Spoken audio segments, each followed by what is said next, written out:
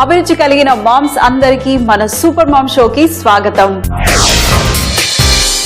మరి స్నాక్ వచ్చేసి యూజువల్గా మనం ఎన్నో రకాల స్నాక్స్ చేస్తూ ఉంటాము. చెక్కలని, అలాగే మురుకులని, లేదంటే వేడిగా పకోడీ, లేదంటే బజ్జీలు, ఇవే ఎక్కువగా చేస్తూ ఉంటాము. మరి ఈరోజు కొంచెం డిఫరెంట్ స్టైల్లో నేను ఈరోజు పాలక్ పన్నీర్ బజ్జీ చేయబోతున్నాను. ఇది మీరు బజ్జీ అనండి, పకోడా అని కూడా అనొచ్చు. సో మీ ఇష్టం. మనం రెగ్యులర్గా ఆలు బజ్జీలు ఎలా వేసుకుంటాము సేమ్ అలాగే, కాకపోతే ఈరోజు నేను పాలకూరలో మన పన్నీర్ని స్టఫ్ చేసేసి బజ్జీలు చేయబోతున్నాను. చాలా బాగుంటుంది. ఎప్పుడు మిరపకాయ బజ్జీని స్టఫ్ చేసేసి మనం మిరపకాయ బజ్జీనే తింటూ ఉంటాం కదా, మరి అలా కాకుండా పాలకూరలో కూడా మనం పన్నీర్ని స్టఫ్ చేసి చక్కటి పాలక్ పన్నీర్ బజ్జీ చేయొచ్చు.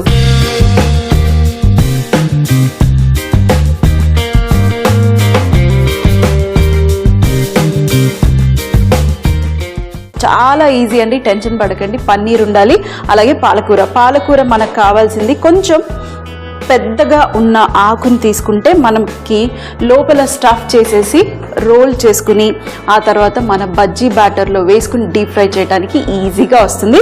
సో కొంచెం ముదురైన పాలకూరని, పెద్దగా ఉన్న ఆకు పాలకూర తీసుకొని ఇది ఇక్కడ పెట్టేసేయండి. కావాలంటే ఈ పాలకూరని జస్ట్ వేడి నీళ్ళలో వేసి తీసారనుకోండి, ఇది మనకి ఎలా కావాలి అంటే అలా మనం ఈ పాలకూరని మోల్డ్ చేసుకోవచ్చు. అంటే కొంచెం ఇప్పుడు చూడండి, ఇలా అంటే బ్రేక్ అయిపోతుంది కదా, అదే మనము వేడి నీళ్ళలో ఇలా వేసి తీసామనుకోండి కొంచెం సాఫ్ట్ అవుతుంది. సో మనం అలా కూడా చేసుకుందాము. ఫస్ట్ పెద్ద ఆకులన్నీ నేను వేరుకొని పక్కన పెట్టుకుంటాను. కాడలు కావాలంటే తీసేసేయండి. ఇది పక్కన పెట్టేసి మనం ఫస్ట్గా మధ్యలో పెట్టుకోవటానికి, అంటే మన పన్నీర్ స్టఫింగ్లో పెట్టుకోవటానికి సన్నగా కొన్ని పచ్చిమిరపకాయలు తరుక్కుంటున్నాను. కొంచెమే, ఎక్కువ కాదు, ఎందుకంటే మరీ కారంగా వద్దు. మనం బయట పిండిలో కూడా మనం కొంచెము కారం వేస్తాం కదా, అందుకనే ఎక్కువగా కారం వద్దు, కొంచెం తక్కువగా. అలాగే ఇందులో కొద్దిగా సన్నగా తరిగిన ఉల్లిపాయ కూడా. ఎంత సన్నగా తరుక్కుంటే మీరు అంత సన్నగా తరిగేసుకోండి. కొంచెం ఇది కూడా చాప్ అయిపోయింది. ఇక్కడ మనం కొంచెం వాటర్ వేడి చేసుకుందాము. ఎందుకు అంటే పాలకూరని జస్ట్ నేను ఇలా డిప్ చేసేసి తీసేస్తాను, ఈజీగా మనము మోల్డ్ చేయడానికి. అంటే రోల్ చేసుకోవచ్చు, లేదంటే మీ ఇష్టం వచ్చినట్టు మీరు చేసుకోవచ్చు. పాలకూరని లైట్గా వాటర్ని వేడెక్కనిద్దాం. ఇక్కడ చూడండి మన ఉల్లిపాయలు రెడీ. ఇప్పుడు వీటిని నేను ఒక బౌల్లో వేసుకుంటాను. అలాగే మనం ఇందులో కొంచెం పన్నీర్ కూడా గ్రేట్ చేసి వేసుకుందాం. సో ఇది పక్కన పెట్టేసి తురిమేది తీసుకుని మనం పన్నీర్ని చిన్న పీస్గా కట్ చేసుకుని తురుముకుందాం. స్టఫింగ్కి కదా ఎక్కువగా ఏం పట్టదు, కొంచెం మీడియంగా సరిపోతుంది. ఇది కూడా సన్నగా కావాలంటే సన్నగా గ్రేట్ చేసేసేయండి. చక్కగా పన్నీర్ కూడా ఇక్కడ గ్రేట్ అయిపోయింది. ఈ పన్నీర్ని మన ఉల్లిపాయ మిక్చర్లో వేసిద్దాం. పన్నీర్ చాలా డెలికేట్గా ఉంటుంది. సో మనం ఎలా కావాలంటే అలా దీన్ని రౌండ్స్ కావాలంటే రౌండ్స్గా, ముద్ద కావాలంటే చిన్న ముద్దలా కూడా చేసేసుకోవచ్చు. ఇందులో కొద్దిగా జీలకర్ర పొడి వేస్తున్నాను, కొంచెం ఫ్లేవర్ కోసం. కొంచెం అలాగే మరి బజ్జీలలో లోపల మనకి కొంచెం పులుపు తగులుతుంది కదా, అయితే ఇందులో కొద్దిగా ఆమ్చూర్ పొడి. మీ దగ్గర ఆమ్చూర్ పొడి లేకపోతే చాట్ మసాలా అయినా వేసుకోవచ్చు. అలాగే కొంచెం సాల్ట్. పిండిలో కూడా సాల్ట్ వేస్తాం, సో జాగ్రత్తగా ఉండండి, ఎక్కువగా సాల్ట్ వేసుకోకండి, కొంచెం తక్కువ సాల్ట్. సో ఇది మన మిక్చర్ రెడీ. ఇది ఒక్కసారి మిక్స్ చేసేసి పక్కన పెట్టేసుకుని ఇప్పుడు మన స్టఫింగ్ మిక్చర్ అయితే రెడీగా ఉంది. అలాగే ఇందులో మనం మన బజ్జీ పిండి కలుపుకోవాలి కదా. బజ్జీ పిండి కోసం ఇక్కడ శనగపిండి ఉంది, శనగపిండిని వేసుకున్నాం. ఇది వేసుకునే ముందు ఫస్ట్గా ఇక్కడ వాటర్ వేడెక్కిపోయింది చూడండి. లైట్గా మనం ఈ ఆకుని తీసేసి ఒక్కసారి మీరు ఇలా డిప్ చేసేసి తీసేసేయండి, అంతే. చూడండి మెత్తగా అయిపోయింది. ఎక్కువగా కాదు, లైట్గా వాటర్లో వేసి డిప్ చేసి తీసేసేయండి. ఇలా చేయటం వల్ల మనకి విరగదు. ఇప్పుడు చూడండి ఎలా విరుగుతుందో, అదే మనం వాటర్లో వేసి తీస్తే మనకి విరగదు. హ్యాపీగా ఎలా కావాలంటే అలా దీన్ని తిప్పేసేయచ్చు. So stove off. వేడి నీళ్ళు సరిపోతాయి. ఇది ఆప్షనల్, కావాలంటే చేయండి, లేదంటే మీరు డైరెక్ట్గా పాలకూర, ఈ పచ్చి పాలకూరలో కూడా మీరు రోల్ చేయొచ్చు, స్టఫ్ చేసేసి కూడా చేసుకోవచ్చు.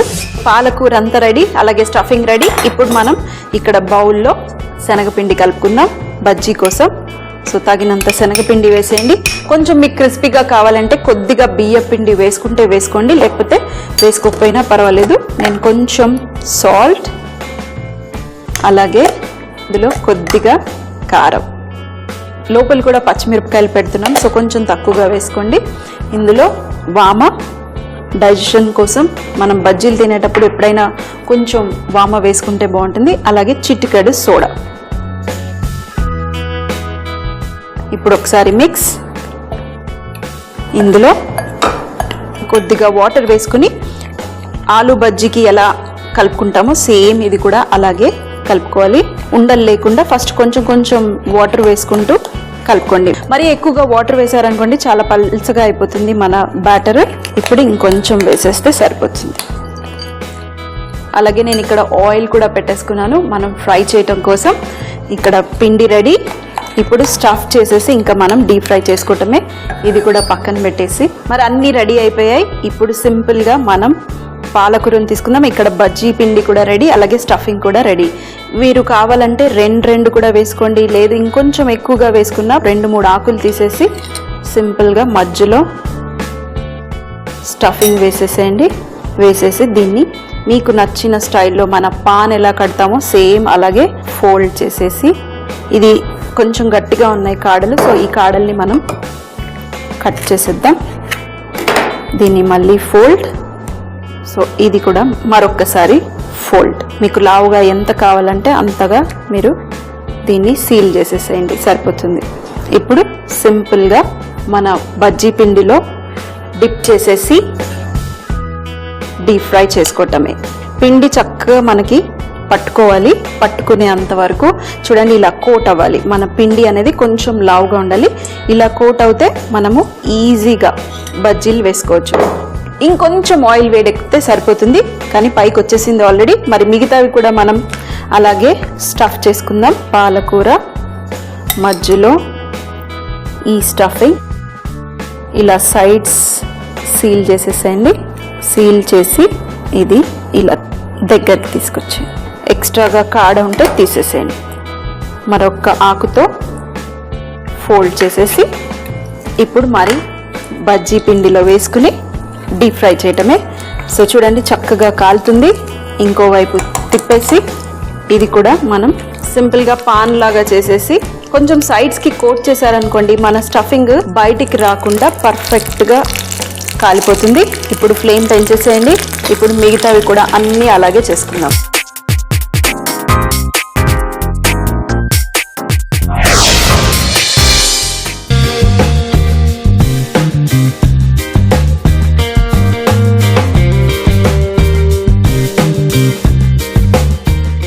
చూడండి ఒక 2 చక్కగా వేగిపోయాయి, మంచి రంగు వచ్చేసింది. మరి ఇంకొన్ని కూడా వేసేస్తాను. ఇంకొకటి కూడా రెడీ అయిపోయింది. ఇంత రంగు వచ్చేంత వరకు మీరు కాల్చుకుంటే సరిపోతుంది. ఇప్పుడు మరొకటి వేసేసి ఇంకా ఫ్రై చేసుకుని వేడిగా మనం తినటమే.